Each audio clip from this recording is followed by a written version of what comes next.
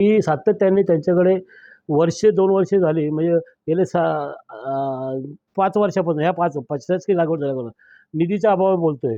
Letter देखील आहे, सर्व आहे. का निधी दिली नाही? त्याच्याकरता ते कारण तर सांगायला पाहिजे. ते मनाने खुले बोललेच नाही. का राजकीय हेतूने मला बोलले ते समजलं नाही. आजी देखील मी अगोदर महिनाभरापूर्वी भेटलो मंत्रिमंत्र्यांना. हे वास्तव सांगितलं बाबा असं-असं आहे. त्यावेळेला देखील त्यांची नाराजी काय आहे, त्याच्यापेक्षा पक्षातच राहिलेला असं ठामपणे मी निर्णय घेतला आणि आता मी ते कार्यकर्त्यांना विश्वासात घेऊन मी त्यांची चर्चा संध्याकाळी करणार आहे. तर संध्याकाळी कार्यकर्ते बसल्यानंतर त्या अनुषंगाने मी निर्णय देईन.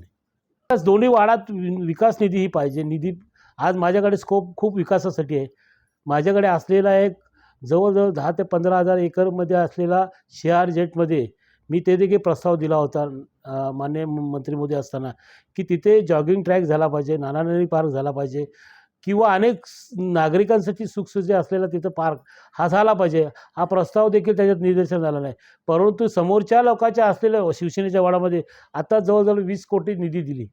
आता ह्या टप्प्यामध्ये 10 कोटी दिली.